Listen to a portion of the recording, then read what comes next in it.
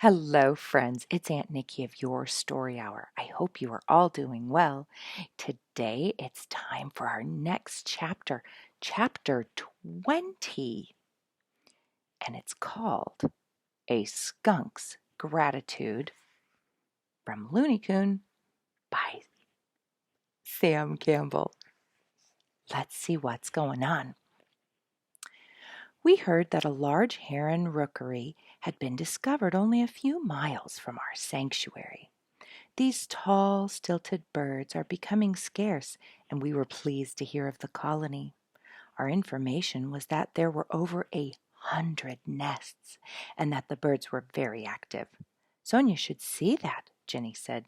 She has probably never seen a heron rookery. Let's stop by the Eck cabin and ask if they'd like to go with us. We packed a lunch and drove to our friend's cabin.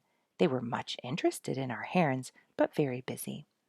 We've budgeted this day to letter writing, Dorothy said, due mostly to that Loony Coon. Both Dick and I have neglected our correspondence terribly.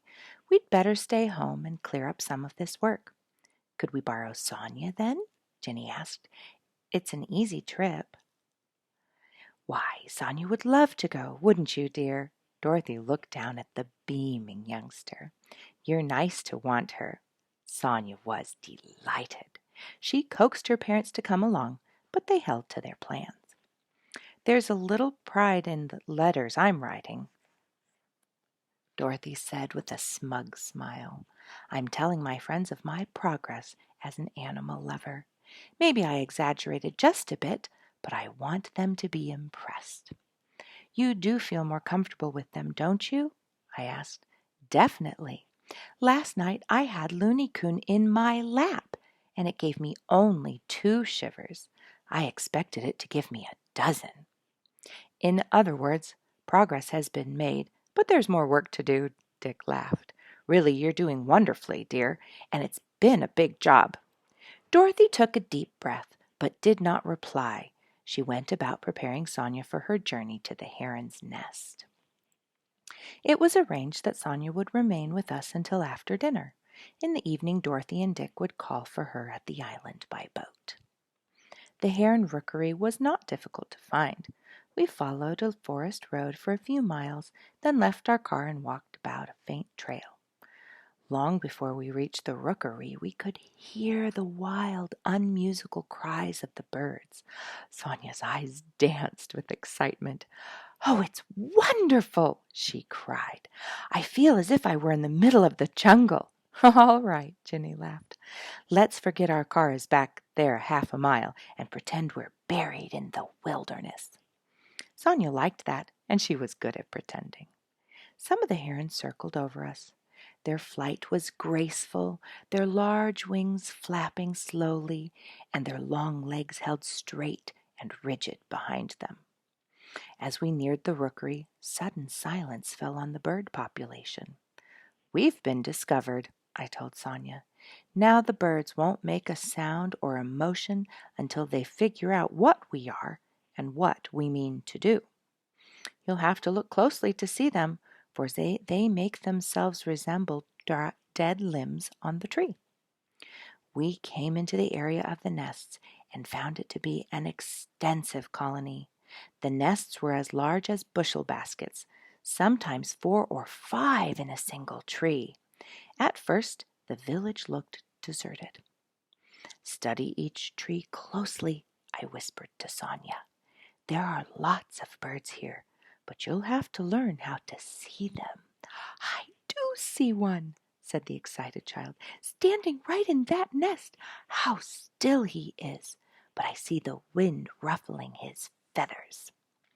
And there are 2 almost directly over our heads, Jenny pointed to the top of a basswood stub. I see 3, 4, 5, 6. Oh, they're everywhere!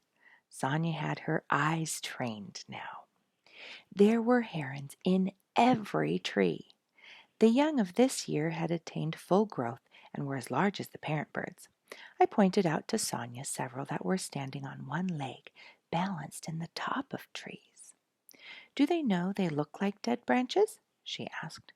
They may not know what a dead branch is, I replied. Oh, we got a picture.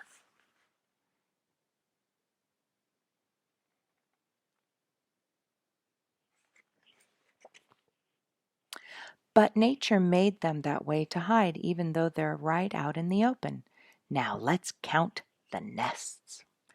We counted 147 nests. Sonia, who wanted to be in the largest colony ever found, insisted it was over 150 nests. At that, it is at least likely we missed some. May I say that we found 150? She asked. Sonia, if you're going to be a naturalist, you must be very accurate in your observation, I cautioned. 150, Sonia said. We ate in the rookery using a moss-covered log as a bench and a large rock as a table. The herons concluded we meant them no harm and resumed activity. Young birds were trying their wings. Old birds came and went, all keeping up a constant jabbering. They sailed overhead, eyeing us cautiously. Sonia loved her day in her jungle, and when we started for home, the nest counting was 200, according to her statistics. Shouldn't we say about 200, Sonia? I asked. We might have counted the same ones twice. Well, all right, about 200, she agreed reluctantly. We returned to our island, and soon after dinner Dick came in his boat to get his daughter. He wore a worried look. It seemed to me that I caught a familiar scent about his clothing, but I said nothing.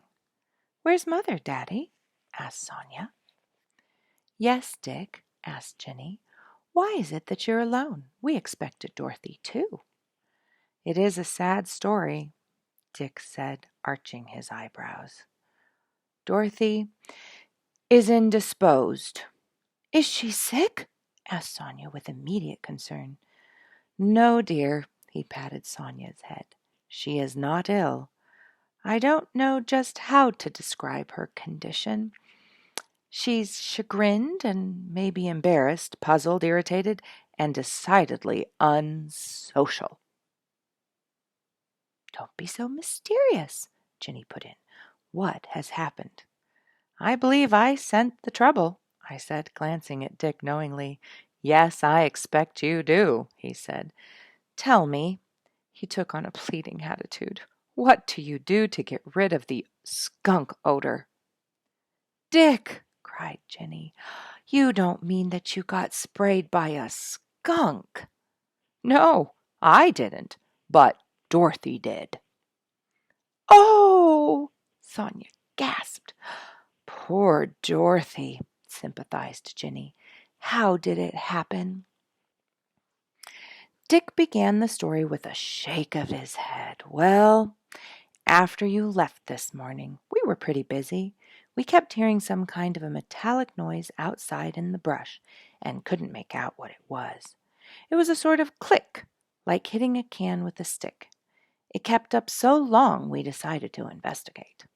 We went outside and soon saw a skunk walking about with a can over his head.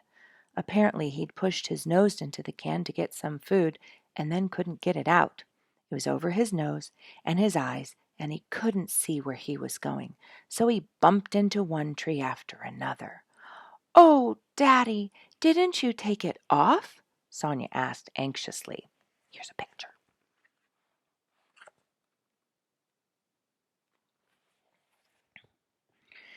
"Yes, we did," Dick answered sadly.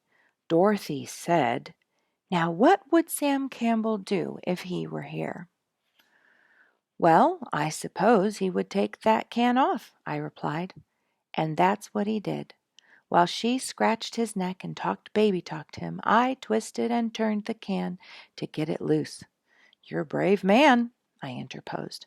"Brave or foolhardy, I don't know which," Dick moaned. "Daddy, did you get it off?" Sonia was impatient. "Yes, it came all at once. Maybe that was the trouble. The skunk commenced to get nervous, and he beat the ground with his feet and raised his tail. I gave one hard jerk, and the can came off. but I knocked him over. He got to his feet thinking he was abused, and he turned loose on the world in general. Oh, oh, what an ordeal! Dick held his hands to his head. And Dorothy got hit? Jenny asked. Did she? Dick said. The skunk's aim was perfect. Oh, poor mother, said Sonia. Poor Dorothy, I said. I got just what the wind drifted to me, Dick went on, but Dorothy got the works.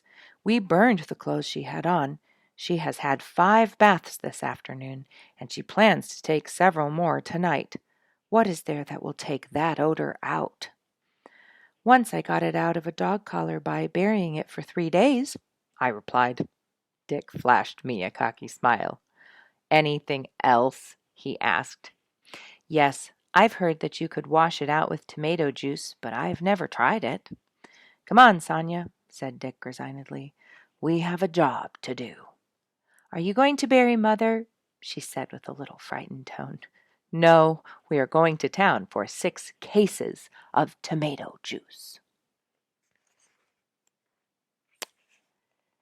Tomorrow, the chapter is called Over the Moonbeam Bridge. We look forward to seeing you guys again. Take care.